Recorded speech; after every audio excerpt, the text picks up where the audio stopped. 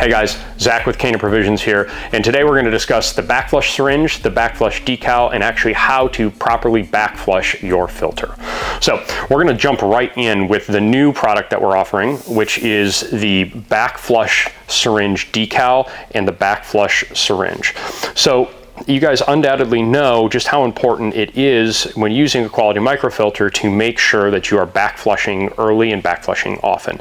Now the way that these work is we have all these little loops of fiber that are suspended in a matrix up here, down here at the flow end. So as dirty water enters, what's going to happen is you have all these little interstitial spaces, which are the spaces between the fibers, like between my fingers here, that are going to fill up with sediment. Now what you need to do is you need to apply pressure to the outlet side of the filter to blow all the sediment out from between those fibers. So it doesn't matter which filter type or which company that you're working with, all of these operate off of the same principle. So some of these filters, like this Platypus or MSR here, has a more interstitial space, more interstitial volume than like the Sawyer here. Now we love the Sawyers because they are light, they are easy, and they are inexpensive. However, they have a smaller internal volume available than either of these larger filters, which means they can clog more frequently or more often depending on the clarity of the water that you're putting into them. So that's why we always talk about use the cleanest, clearest water possible and backflush early and often. So depending on what filter you bought, that may or may not come with the syringe, and it may or may not even come with instructions of how to use that syringe. So there are some that come with this really small nozzle here, and there are some that come with this attachment method, which in the medical community is called a lure lock, and then they have the option of what we call a catheter tip.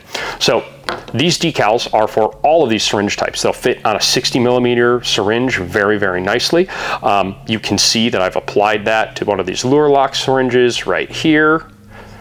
However, when you have these different filter sizes, which typically all work off of this same silicone tubing, if you have a really small outlet, a really small catheter on your syringe, it doesn't interface. So you can actually see what I did here with one of these lure locks. I actually took this off of a Platypus Gravity Works carbon filter or carbon element. If you don't have one of these, check one of these out. They help eliminate or highly reduce, if not eliminate completely, your chemical contamination. What I did is I actually borrowed this chunk right here and I zip tied it onto the front of this lure lock, and that's so I can engage with all the different filter types as opposed to only having one or the other that I can interface with. Alternatively, you can just take a piece, one of your longer lines, and cut a small segment off of it.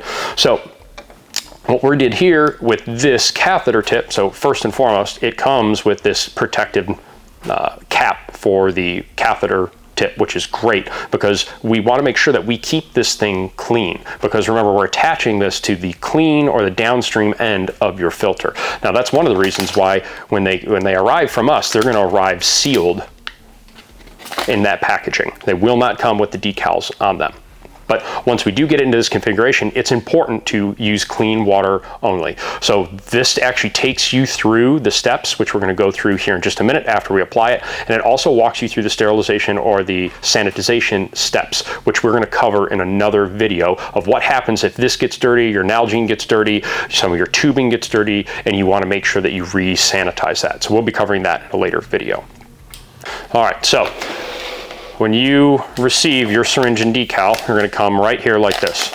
So if you want to keep this one sealed like this, please, by all means do.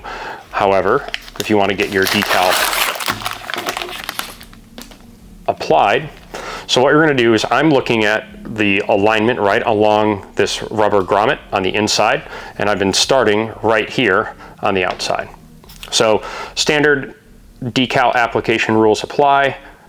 Find a guiding edge to work along, and then work your way across the entire surface, carefully moving any air bubbles out from under it. So what you can see me do here is I'm going to line up along the graduation mark and just kind of push it down like that, and then I'm going to walk it right down here Just kind of rotate, rotate, rotate as I go, making sure I don't have any air bubbles.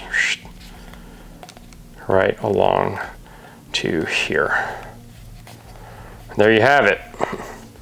Your decal is now applied. So what we are going to do next is we are going to draw water directly out of our clean water, and we are going to backflush this filter. All right, so we are now set up to begin the backflushing demo. So what we've done is we brought everything in here. This is one of the 4-liter dirty water bags from Platypus. Now we've got this set up with relatively clear water so you can really see everything that's going to come out of this filter. So this filter in particular has just come back from Tusk at Darcy, so it is full of all sorts of gross stuff. You'll notice on this filter, I have it specifically marked with my initials, dirty. So you guys hear me talking about once you use these stuff in the field, if you used it and you know it's been contaminated, go ahead and mark that as a dirty filter, training filter, or replace that filter. So nifty little trick as you guys are starting here, there's an effect called hydrolock or airlock, and it's where you don't have a solid column of water coming down to your filter. So the best way to overcome that is to simply pop this guy free from your filter, allow water to begin building in the column here until you've got a solid stream, pinch it off, and then reconnect it to your filter. As soon as you do that, then you should begin to see water come out of your outlet end. Now, a surefire way to know that you need to backflush is that you aren't getting any flow. Now, the best way to avoid getting to this status is to make sure that even after you run something through it and it looks clear, the water is still looking clear, go ahead and attach that backflush syringe and go ahead and push it out anyway.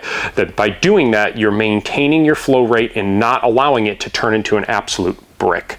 So what we're going to do is we're going to go ahead and draw clean water, and then we're going to hook it up to our outlet end, and we're going to begin forcing water back through the filter. Now as we do this, you're going to see the first press is going to be like you're going to have a lot of sediment flowing out of it. The second should get significantly less, the third should get less, and the fourth, and each subsequent press through that you should get less and less sediment coming out. So we're going to demonstrate that for you. All right, so we have known clean water here. So this is water that I know is clean that I'm pushing back through.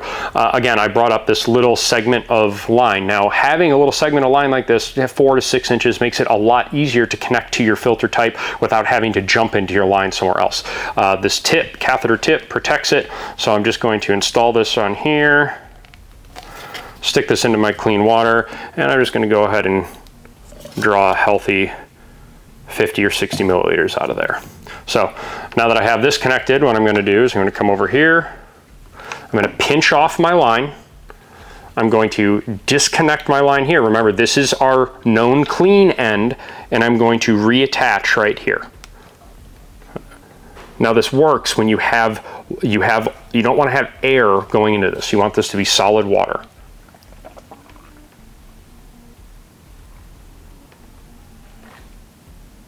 I'm doing this all one-handed here. All right, here we go again, ready?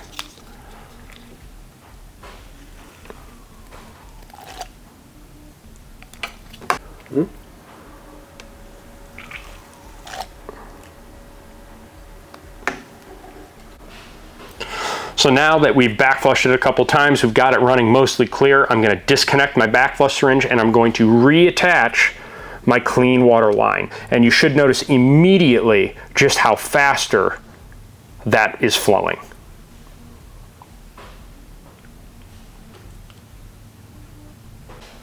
Now, one of the other questions that we get is, how do I know when I'm supposed to backflush and if I've backflushed enough? The question is, you should always be backflush, or the answer is, you should always be backflushing. So if you put a bag through this or 2 bags through it, go ahead and backflush it.